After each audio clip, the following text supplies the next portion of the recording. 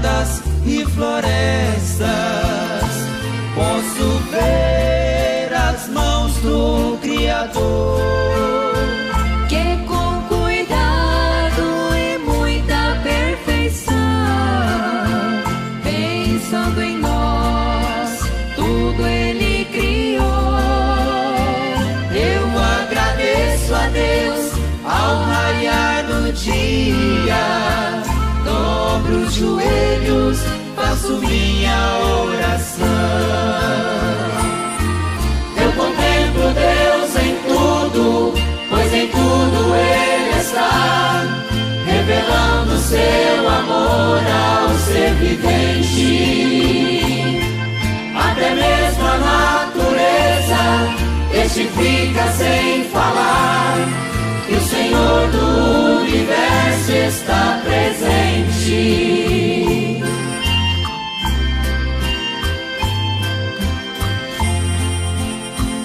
O rio correndo, batendo entre as pedras, trazendo peixes para a mão do pescador. Ouço a orquestra dos pássaros cantando, abrem seus bicos entoando um louvor. Em harmonia sinto a brisa do vento, com grande júbilo dou glória ao Senhor. Eu contemplo Deus em tudo, pois em tudo Ele está, revelando seu amor ao ser vivente. Até mesmo a natureza testifica sem falar que o Senhor do universo está presente.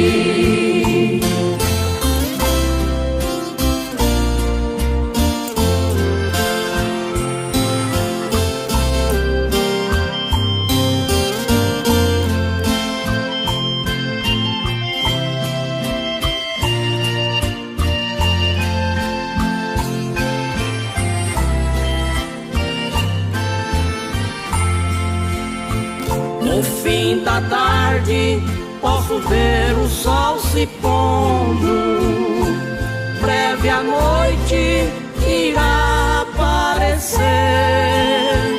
É uma festa ver o brilho das estrelas que enfeita a noite até o dia amanhecer. A natureza é obra do Criador, também autor da minha salvação. Eu contemplo Deus em tudo, pois em tudo Ele está, revelando seu amor ao ser vivente. Até mesmo a natureza testifica sem falar que o Senhor do universo está presente. Eu contemplo Deus em tudo, pois em tudo Ele está, revelando seu amor ao ser vivente. Até mesmo a natureza testifica sem falar que o Senhor do universo está presente.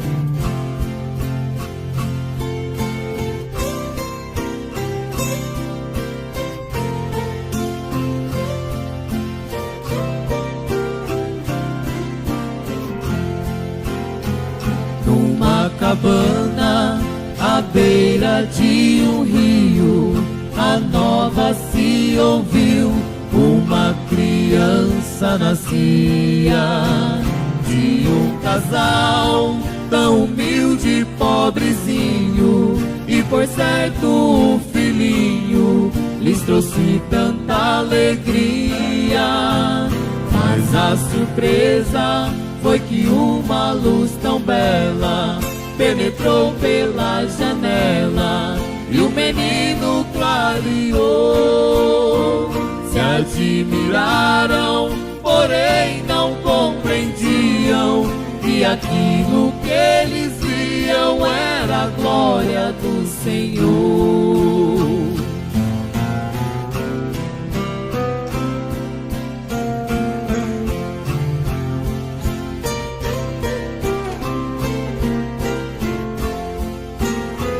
Passou o tempo e o menino foi crescendo. Com apenas 7 anos, o Senhor lhe apareceu, dizendo a ele: nunca fumes e nem bebas, e nem manches o teu corpo, pois serás um servo meu. Desde então essa luz lhe acompanhava, e Deus sempre lhe falava, confirmando seu chamado. Sendo já homem, se entregou inteiramente nas mãos do Onipotente para cumprir o seu mandado.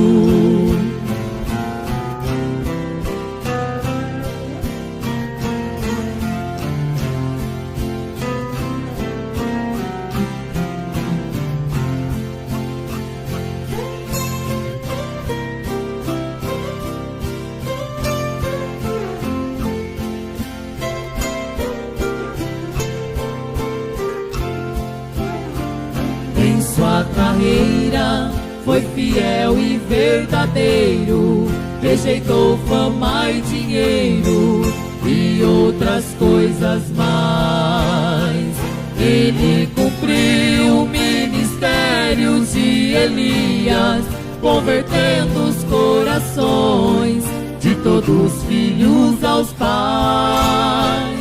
Esta mensagem ainda hoje está ecoando, e os eleitos preparando para as bodas do Cordeiro. Por isso eu amo a mensagem de Lhambrana, o menino da cabana que abalou o mundo inteiro. Por isso eu amo a mensagem de Lhambrana, o menino da cabana que abalou o mundo inteiro.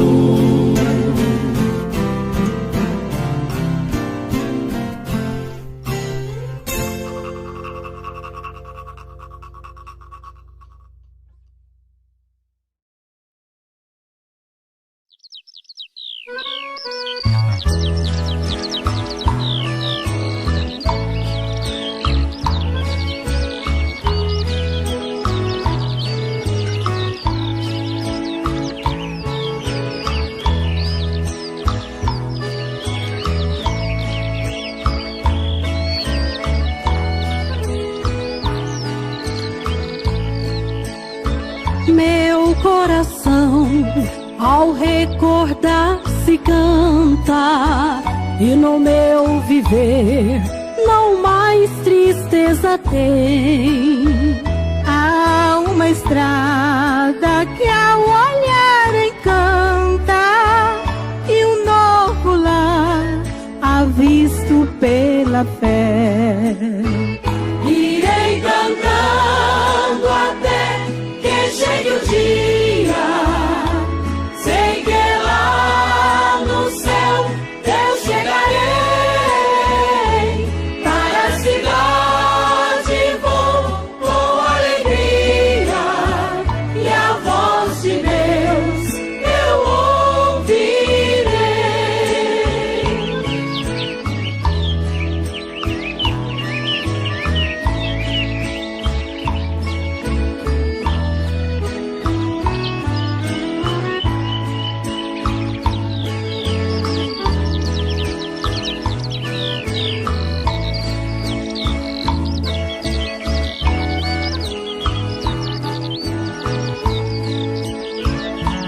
que no mundo há lutas e perigos, e tudo está imerso em perdição.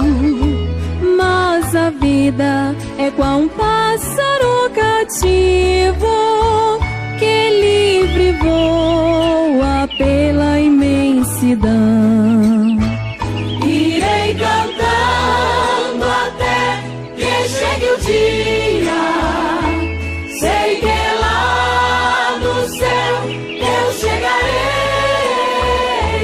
Para a cidade vou com alegria, e a voz de Deus eu ouvirei.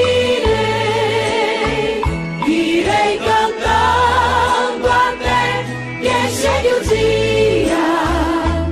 Sei que lá no céu eu chegarei. Para a cidade vou com alegria, e a voz de Deus eu ouvirei. Para a cidade vou com alegria, E a voz de Deus eu ouvirei.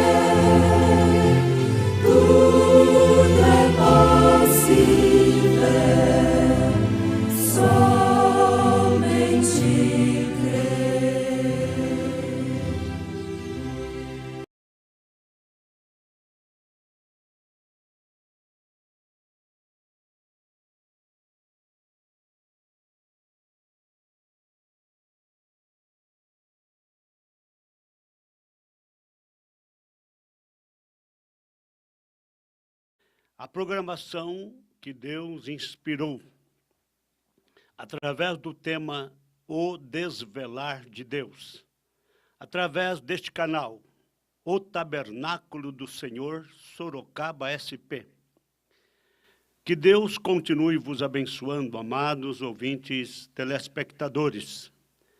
É com muito prazer, com muita satisfação, com muita fé, aquela fé que uma vez foi dada aos santos, que eu assumo esta posição mais uma vez, com responsabilidade, com sinceridade, com seriedade, com serenidade e com muita confiança.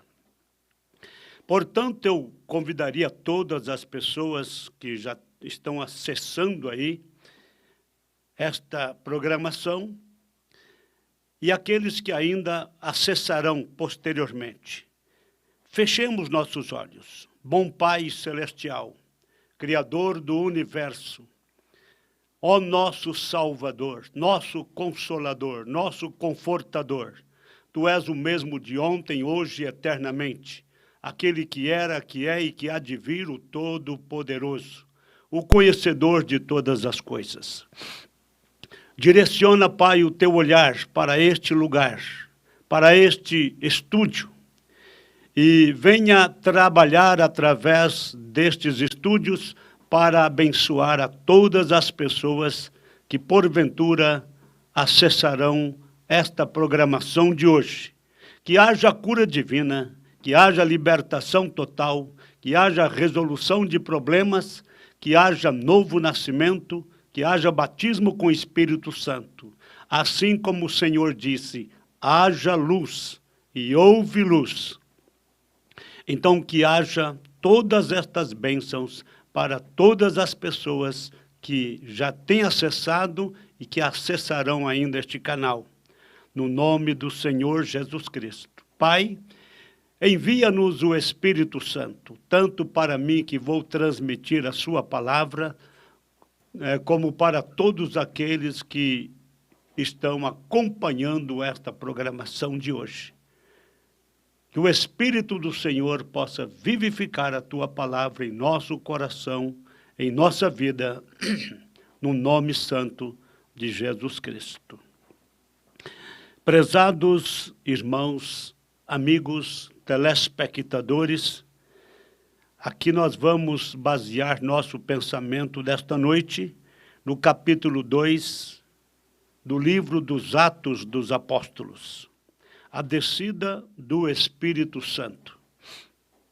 Cumprindo-se o dia de Pentecostes, estavam todos reunidos no mesmo lugar. E, de repente, veio do céu um som, como de um vento veemente e impetuoso, e encheu toda a casa em que estavam assentados. E foram vistas por eles línguas repartidas como que de fogo, as quais pousaram sobre cada um deles. E todos foram cheios do Espírito Santo e começaram a falar em outras línguas, conforme o Espírito Santo lhes concedia que falassem. Muito bem, meus prezados amigos e irmãos, nós temos aqui a inauguração da Igreja de Cristo. A nossa fé, a nossa doutrina não é fundação humana. Não é o apóstolo fulano de tal, não é o missionário fulano de tal, ou muito menos a missionária fulana de tal. Aqui o fundador da igreja primitiva chama-se Jesus.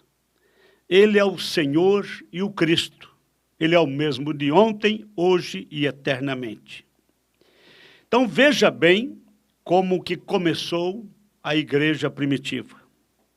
Cumprindo-se o dia de Pentecostes, estavam todos reunidos no mesmo lugar.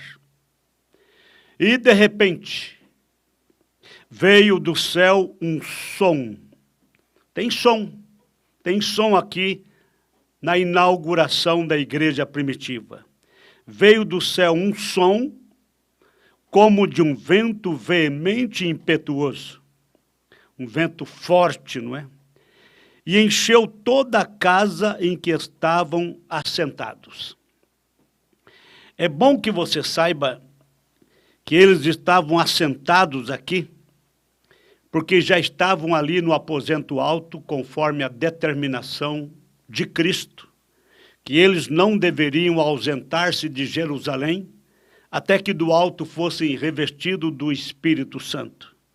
Fazia 10 dias que estavam aqui assentados, ou seja, orando em consagração, e quando aconteceu este episódio, a descida do Espírito Santo, veio do céu um som, como de um vento veemente e impetuoso, encheu toda a casa em que estavam assentados. Agora, você talvez queira saber assim, mas escuta, mas 10 dias que estavam lá consagrando a vida? Sim, nós sabemos disso. Vou provar para vocês aqui, até porque a palavra Pentecostes quer dizer 50.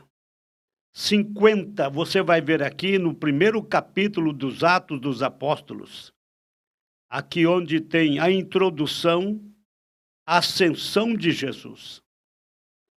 Veja, o escritor aqui no capítulo 1 do livro dos Atos, diz assim, no versículo 1, fiz o primeiro tratado, ó Teófilo, acerca de tudo que Jesus começou não só a fazer, mas a ensinar, até o dia em que foi recebido em cima, depois de ter dado mandamentos pelo Espírito Santo aos apóstolos que escolhera, aos quais também, depois de ter padecido, se apresentou vivo, com muitas e infalíveis provas, sendo visto por eles por espaço de 40 dias. Pós-ressurreição, Jesus foi visto pelos apóstolos pelo espaço de 40 dias, e falando do que respeita ao reino de Deus. Aí ele deu as últimas instruções para os seus discípulos e ordenou que eles não deviam se ausentar de Jerusalém, mas que ficassem na cidade de Jerusalém até que do alto fossem revestidos de poder.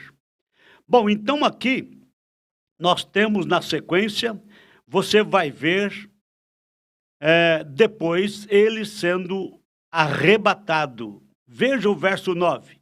E quando dizia isto, vendo-o eles, foi elevado às alturas, e uma nuvem o recebeu, e ocultando-o a seus olhos. E estando com os olhos fitos no céu, os apóstolos, os discípulos, enquanto ele subia, eis que junto dele se puseram 2 varões vestidos de branco, os quais lhes disseram, varões galileus, por que estáis olhando para o céu?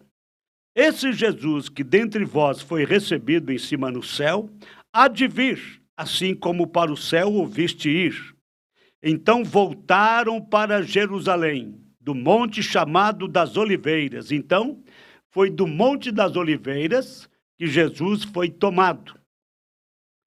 Então, depois que Jesus foi tomado, voltaram para Jerusalém, do monte chamado das Oliveiras, o qual está perto de Jerusalém, a distância do caminho de um sábado. E entrando, subiram ao cenáculo, a partir daquele momento. Assim que Jesus foi tomado, e lembra que Jesus foi tomado deles ali naquele monte das Oliveiras. E eles, quando viram aquilo, eles voltaram do Monte das Oliveiras e chegaram em Jerusalém, entrando, subiram ao cenáculo, onde habitavam Pedro e Tiago, João e André, Filipe e Tomé, Bartolomeu e Mateus, Tiago, filho de Alfeu, Simão, o Zelote, e Judas, filho de Tiago. Todos estes perseveravam unanimemente em oração e súplicas com as mulheres. Quem são as mulheres?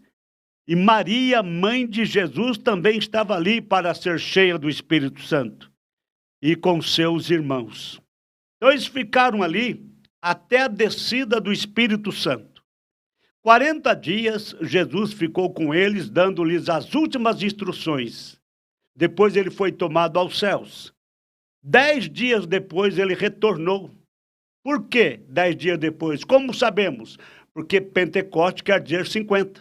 Ele ficou 40 dias com os discípulos, dando-lhes as últimas instruções para eles, depois da ressurreição, subiu, eles foram para o cenáculo, ficaram orando, e passado 10 dias, que completou 50, que é o Pentecostes, cumprindo-se o dia de Pentecostes, estavam todos reunidos no mesmo lugar, no cenáculo. E de repente veio do céu um som, como de um vento veemente e impetuoso, encheu toda a casa em que estavam assentados. E é bom lembrar que até mesmo Maria, mãe de Jesus, estava ali. E foram vistas por eles línguas repartidas como que de fogo, as quais pousaram sobre cada um deles. E todos, inclusive Maria, mãe de Jesus, foram cheios do Espírito Santo e começaram a falar em outras línguas, conforme o Espírito Santo lhes concedia que falassem. Então eu quero destacar repetindo mais uma vez, a descida do Espírito Santo no dia do Pentecostes foi a inauguração da Igreja de Cristo. E se você quer acompanhar a vida da igreja primitiva, pentecostal, vida do Pentecostes, vida da descida do Espírito Santo, quer acompanhar a vida da igreja primitiva? É só você ler o livro dos Atos dos Apóstolos. Na verdade, esse título não é um título apropriado para este livro, porque não foram propriamente Atos dos Apóstolos. Na verdade, foram atos do Espírito Santo nos apóstolos. Então, o livro dos Atos é a igreja primitiva em ação. E veja como que Deus abençoava aquele povo, aqueles cristãos que eram batizados com o Espírito Santo. Por toda a parte em que eles iam, testificavam da morte, sepultura e ressurreição de Jesus Cristo.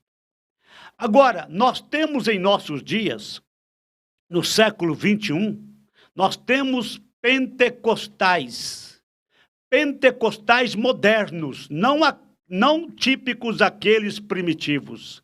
Temos pentecostais modernos, pentecostais denominacionais, pentecostais organizados por homens. Mas aquela igreja primitiva do dia de Pentecostes, aquela igreja pentecostal original de 2000 anos atrás, do capítulo 2 do livro dos Atos, aquela igreja, sim, era Deus em ação, era o poder de Deus, era uma igreja avivada, reavivada, cheia de vida. Avivada, cheia de vida. Agora nós vamos observar aqui algumas coisas que o profeta desta era nos ensinou, mostrando para nós como que ele chegou a compreender as 7 eras da igreja, baseado nas 7 igrejas da Ásia Menor. A igreja de Éfeso, Esmirna, Pérgamo, Tiatira, Sardes, Filadélfia e Laodiceia. Aquelas 7 igrejas da Ásia Menor, elas tinham, respectivamente em si, elas tinham características que apontavam para 7 períodos de tempo aqui na Terra. Estes 7 períodos de tempo, o profeta intitulou como 7 eras das igrejas. Então, a igreja de Éfeso apontou para um período de tempo, uma era que é chamada de Era de Éfeso. Na sequência, vem as demais, mas vamos começar devagar. Se o Senhor Jesus Cristo me ajudar, se o Espírito Santo me der condições, eu quero mostrar para vocês, passo a passo, estas 7 eras da igreja, mas quero mostrar para vocês com perfeição, com precisão. Então vamos à introdução às eras da igreja. A era da igreja de Éfeso. Nós vamos descobrir qual foi o mensageiro para a igreja de Éfeso. E vamos descobrir quanto tempo durou a era de Éfeso.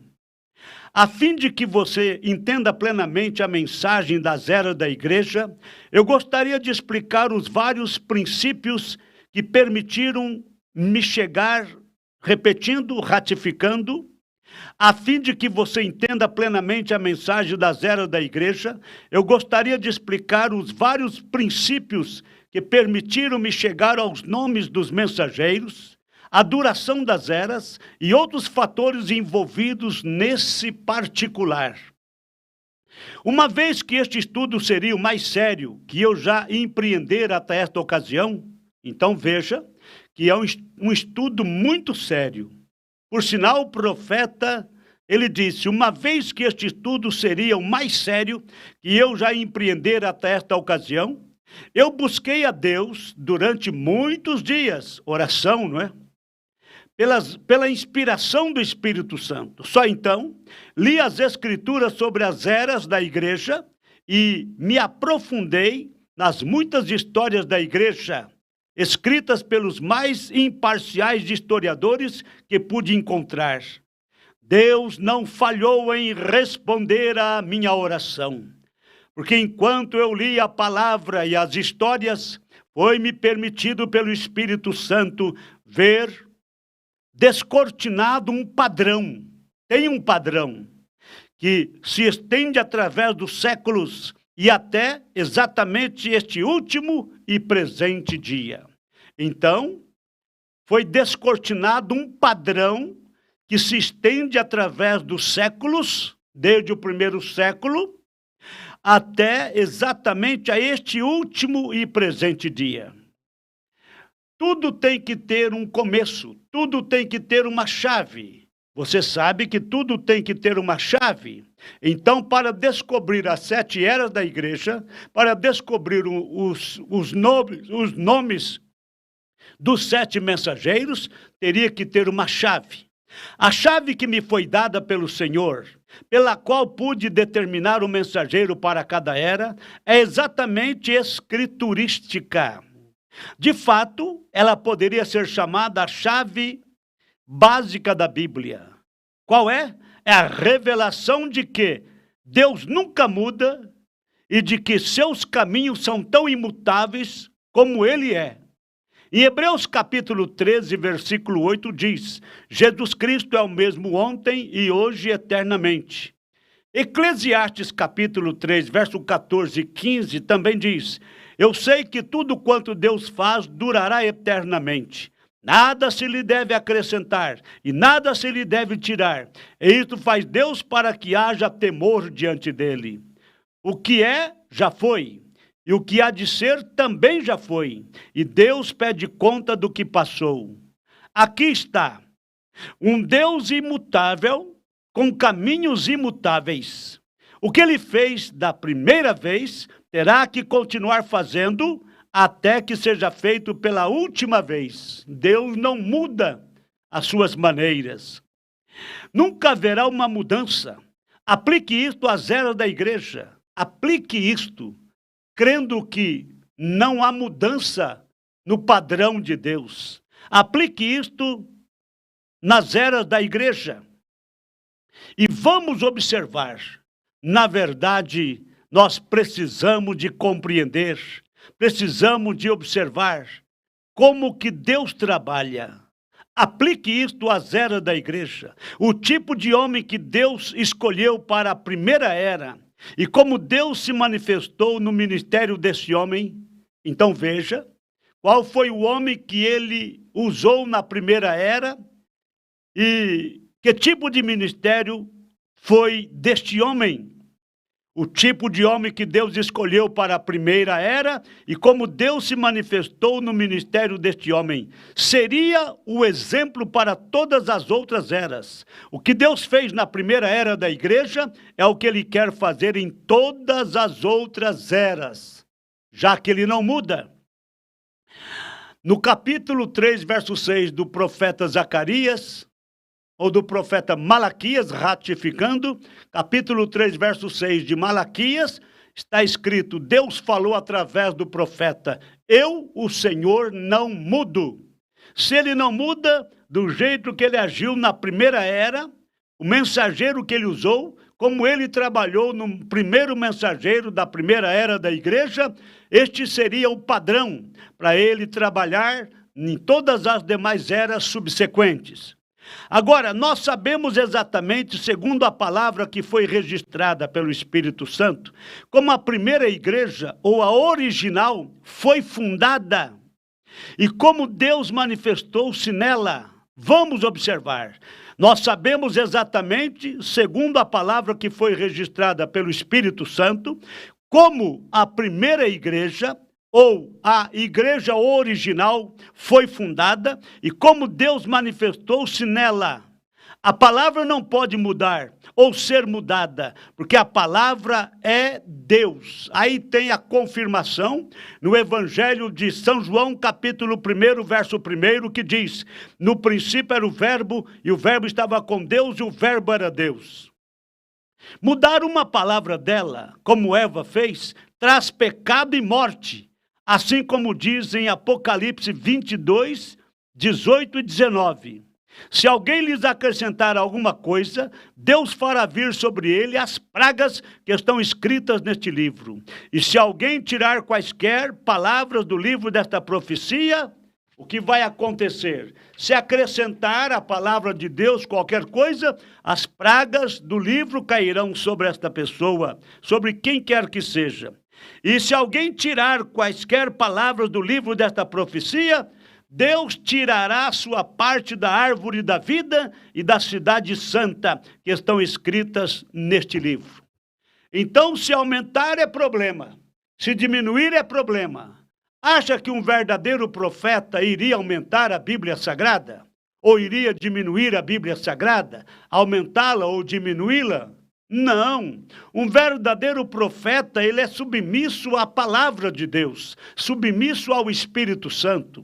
E cada verdadeiro cristão, cada verdadeira cristã, eles têm dentro de si aquele desejo ardente de serem submissos a toda a palavra de Deus. Muito bem. Então, o que a igreja foi no Pentecostes é o modelo, padrão. Esse é o padrão. Não há nenhum outro padrão.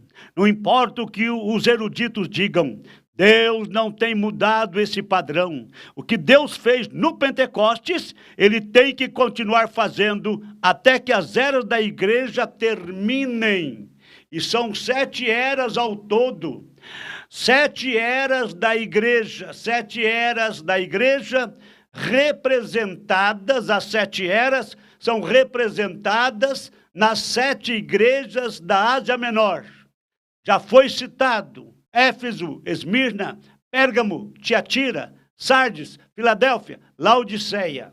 São 7 igrejas e todas aquelas 7 igrejas tinham respectivamente, ou seja, cada uma delas, características que apontavam para uma era futura. A era de Éfeso, a igreja de Éfeso apontou para uma era, um período de tempo, que é chamado de era de Éfeso, e assim sucessivamente. Mas a maneira que Deus trabalhou, assim, o que a igreja foi no Pentecostes é o modelo, esse é o padrão, não há nenhum outro padrão.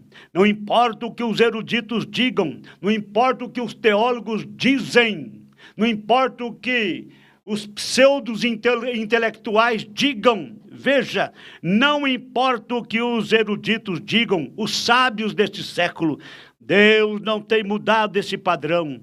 O que Deus fez no Pentecostes, ele tem que continuar fazendo até que as eras da igreja terminam. É fato que estamos na última era da igreja. Já se passaram 6 eras completamente, estão na história. A era de Laodiceia, na qual vivemos, é a última era e estamos nos últimos momentos, nos últimos tic-tacs do relógio de Deus. Mas Deus tem que continuar trabalhando em sua igreja nesta era, porque ele não pode mudar do jeito que ele trabalhou no passado, dando a direção de Deus, dando a direção do Espírito Santo. Ele tem que fazer a mesma coisa hoje. Embora os eruditos digam a você que a era apostólica acabou, não creia nisso. Os eruditos, os intelectuais, os pregadores de seminários, eles podem dizer para você que os dias apostólicos terminaram. Não acreditem nisto, porque Jesus Cristo é o mesmo de ontem, hoje e eternamente. Lembra-te, aquele mesmo Espírito Santo que estava encarnado na pessoa de Cristo, depois da sua morte, sepultura, ressurreição, depois que ele ficou 40 dias sobre a terra, dando as últimas instruções para os seus discípulos, ele subiu aos céus, assentou-se no trono da intercessão. 10 dias depois ele voltou. E ele agora está atuando através dos crentes. Primeiro foi um homem ungido, Cristo. Agora é um povo ungido, seus escolhidos, sua igreja noiva. Desde a primeira era da igreja até esta última era, o espaço desde a primeira era da igreja até esta última era é 2000 anos aproximadamente. E o Espírito Santo, depois que ele desceu no dia do Pentecostes, ele nunca mais deixou a terra, ele nunca mais deixou a sua igreja. E o dia que ele for embora da terra, a sua noiva irá com ele. Amém e amém. Eu creio que você está no mesmo espírito que eu estou transmitindo estas verdades. Então, embora os eruditos digam a você que a era apostólica acabou, não creia nisso. Não creia desta forma. Tal afirmação é errada por 2 motivos, ou por 2 razões. Qual é a primeira razão? Qual é o primeiro motivo? É errado supor que não haja mais apóstolos, só porque os 12 apóstolos originais estejam mortos. Um apóstolo significa um enviado, e há muitos enviados hoje, porém são chamados de missionários. Lá nos dias de Cristo, eles eram chamados de apóstolos, quer dizer, enviado. E hoje nós temos enviados por Deus também, mas são chamados de missionários. É o mesmo valor. Apóstolo é um enviado, missionário é um enviado. Então nós temos apóstolos ainda hoje. Observem bem, preste bem atenção nisto. Nós temos aqui um apóstolo significa um enviado. E há muitos apóstolos hoje, porém são chamados de missionários. Enquanto homens estiverem sendo chamados e enviados com a palavra da vida, há uma era apostólica prosseguindo. Então a era apostólica não terminou. Nós temos missionários hoje, que são os mesmos apóstolos. É o mesmo Espírito Santo nos missionários hoje, que tem o mesmo significado de apóstolo. Apóstolo é enviado, missionário é enviado, a mesma coisa. E há muitos enviados hoje, porém são chamados de missionários. Enquanto homens estiverem sendo chamados, enviados com a palavra da vida, há uma era apostólica prosseguindo. Agora, então, a era apostólica não terminou, porque ainda temos. Em segundo lugar, segundo motivo, segunda razão que os teólogos estão errados, que os eruditos estão errados em dizer que a era apostólica terminou. Ele se refere a uma era de poder manifesto do Espírito Santo como estando encerrada. Eles dizem que a manifestação do Espírito Santo acabou. Veja, ele se refere a uma era de poder manifesto do Espírito Santo como uma era encerrada, estando encerrada desde que a Bíblia foi completada. Isso é inverídico, ou seja, não é verdade. Inverídico é inverdade, não é verdade, ou é mentira. Então isto é inverídico. Não há sequer uma escritura que sugira isto, porém muitas afirmam conclusivamente o contrário. Eles dizem que o poder manifesto do Espírito Santo encerrou quando a Bíblia foi completada, foi escrita e acabou a manifestação do Espírito Santo. Não, isto não é verdade, isto é inverídico. Não há sequer uma escritura que sugira isto, porém muitas escrituras afirmam conclusivamente o contrário. Aqui está a nossa prova de que ambas as declarações são falsas. Quando dizem que os dias apostólicos terminaram, é falso. Quando diz que a manifestação do Espírito Santo encerrou, quando a Bíblia foi escrita, terminou de ser escrita, tudo falso. Porque em Atos 2, capítulo 2, verso 38 e verso 39, e disse-lhes Pedro, arrependei-vos, e cada um de vós será batizado em nome de Jesus Cristo para perdão dos pecados, e recebereis o dom do Espírito Santo. Então, Quem é batizado em nome do Senhor Jesus Cristo tem a promessa de receber o Espírito Santo. Agora, Pedro ainda fala, porque a promessa vos diz respeito a vós e a vossos filhos e a todos os que estão longe. Então, não terminou a manifestação do Espírito Santo. A promessa vos diz respeito a vós, a vossos filhos e a todos os que estão longe, a tantos quantos Deus nosso Senhor chamar. A promessa do poder com o qual os apóstolos foram revestidos no Pentecostes diz respeito a vós, judeus, a vossos filhos judeus e a todos os que estão longe, gentios, e a tantos quanto Deus, nosso Senhor, chamar, quer seja judeus ou gregos ou gentios, até que ele pare de chamar, a mensagem apostólica, a mensagem pentecostal, a mensagem e o poder pentecostal não cessarão.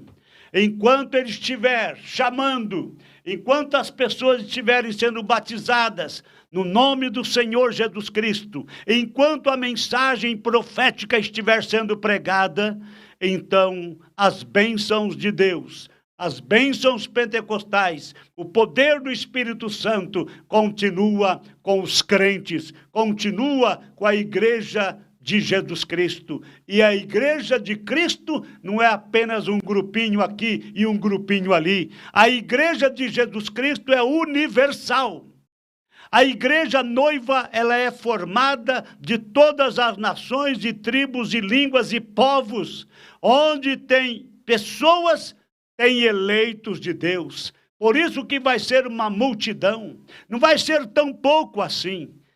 Nós sabemos que todos juntos reunidos, o grupo da primeira era, da segunda, terceira, quarta, quinta, sexta e sétima era, o grupo de 2000 anos que estão aceitando a Cristo pela palavra de Deus, estão aceitando a Cristo realmente por revelação, pelo Espírito Santo. Esses grupos são 7 grupos dentro de 2000 anos que formarão a noiva de Jesus Cristo. E esta noiva é uma noiva universal, é uma igreja universal, é um povo formado de todas as nações e povos e línguas. Então você entende perfeitamente que onde quer que tenha filhos, onde quer que tenha seres humanos, onde quer que tenha pessoas, tem filhos e filhas de Deus. Por exemplo, aqui no Brasil, tem uma porção de eleitos. Aqui no Brasil, tem um grupo de eleitos. Eu não sei quem são eles, mas os eleitos serão atraídos pela pregação do dia. Serão atraídos não por denominações, não por religiões várias, não por organizações feitas por homens, não por teologia, não. Os eleitos de Deus já são escolhidos e predestinados para o arrebatamento desde antes da fundação do mundo. E teria que ter uma mensagem chamativa, teria que ter uma mensagem imã, que realmente quando ela é pregada, quando ela é anunciada, então ela vai alcançando os filhos e as filhas de Deus, as sementes eleitas. Vamos observar, então, até que ele pare de chamar. Ele ainda não parou de chamar.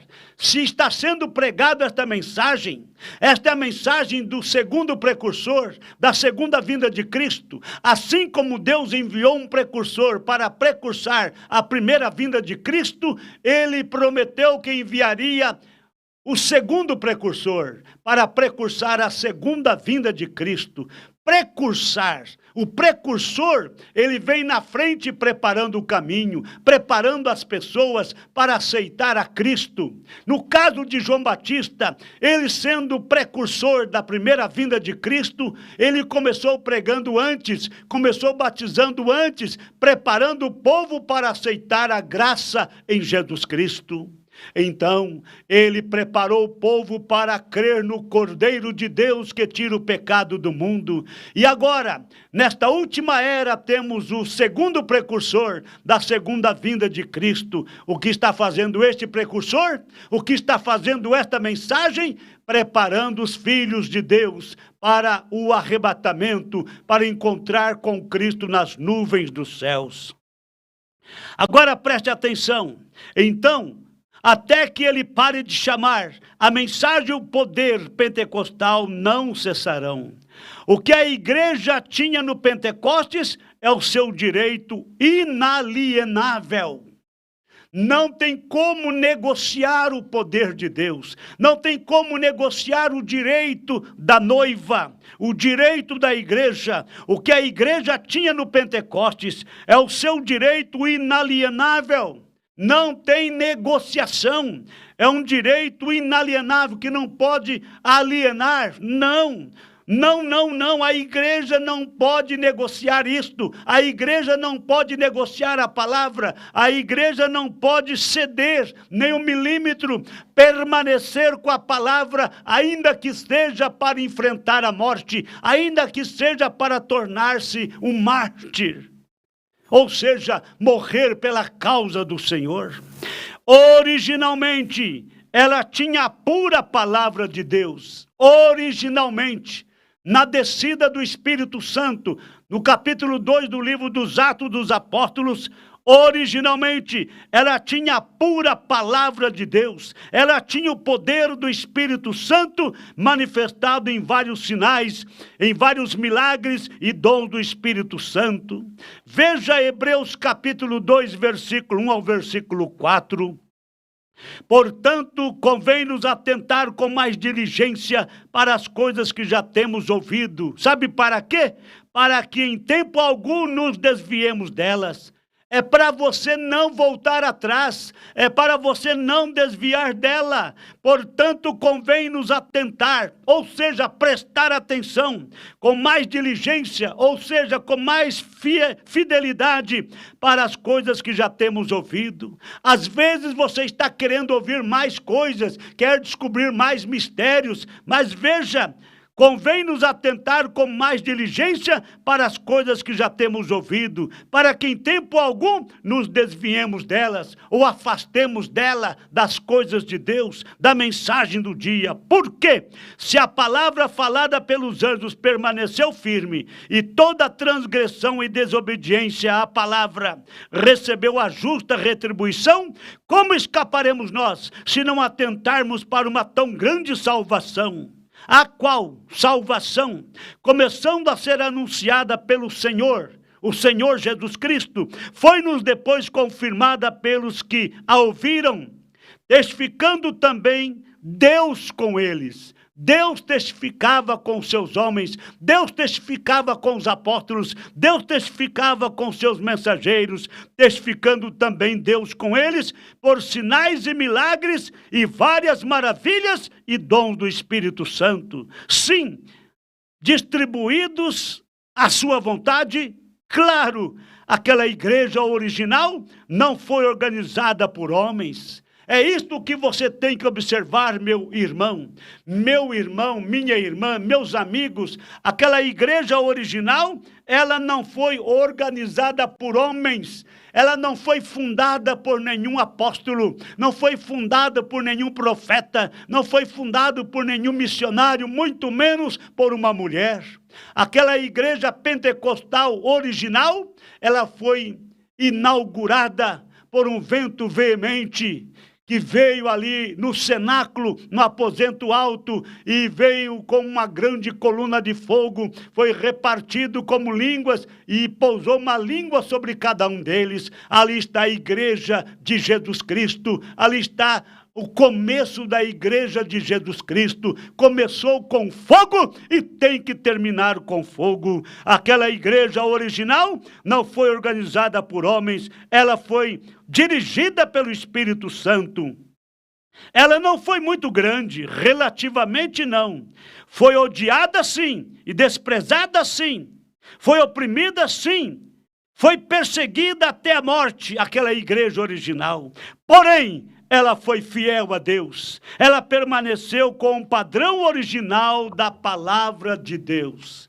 Meus amados, aqui você vai observar, encerrando esta programação, você deve observar como foi que começou a igreja de Jesus Cristo, a verdadeira igreja pentecostal, não esta pentecostal moderna, não esta pentecostal denominacional, não esta pentecostal organizada por homens, mas a igreja pentecostal original, ela teve início no capítulo 2 do livro dos Atos, Atos do Espírito Santo nos apóstolos, e veja que eles ouviram um som, poderoso som, veemente, que veio do céu.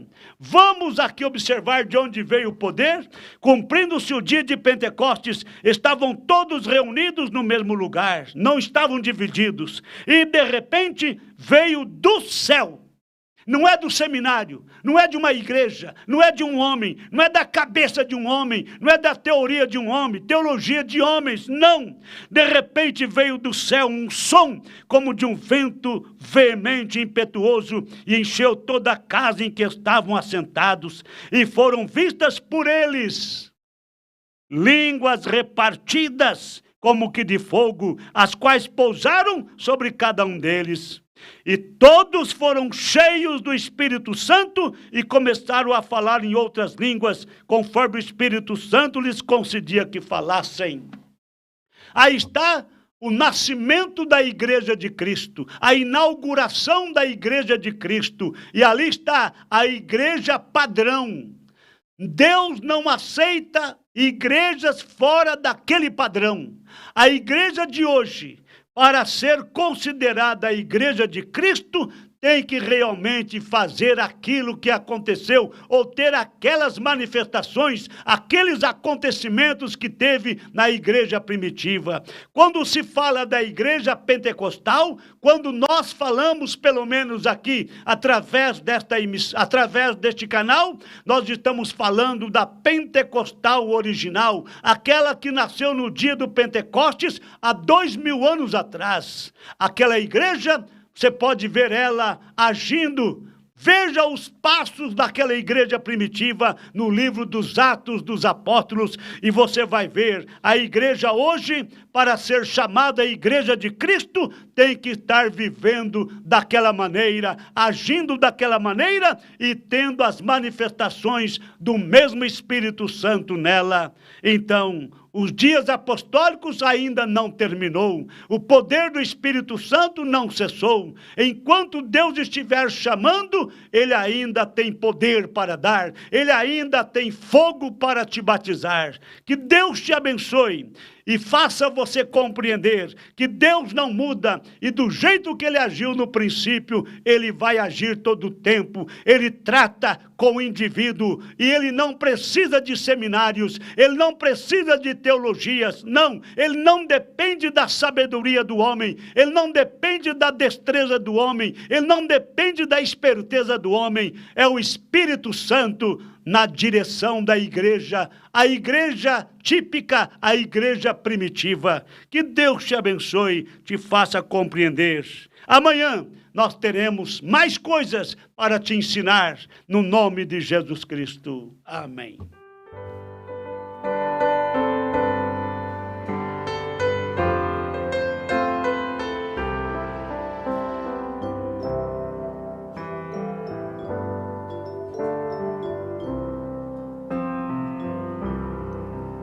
Pode vir o que vier para destruir minha fé, pode levantar o que for para destruir meu amor.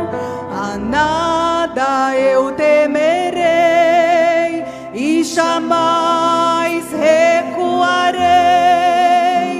Eu não serei destruído pelo ódio do meu inimigo, nos braços do meu Salvador.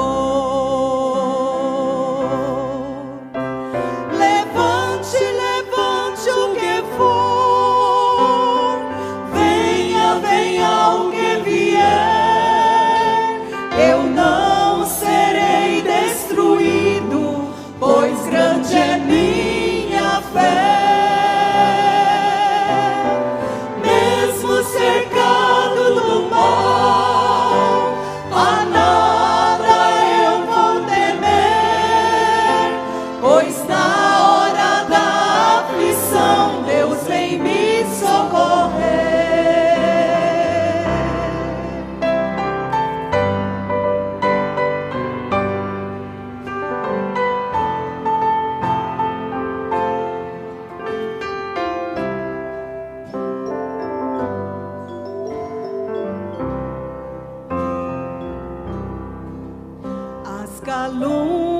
mas não temerei, sendo eu fiel ao meu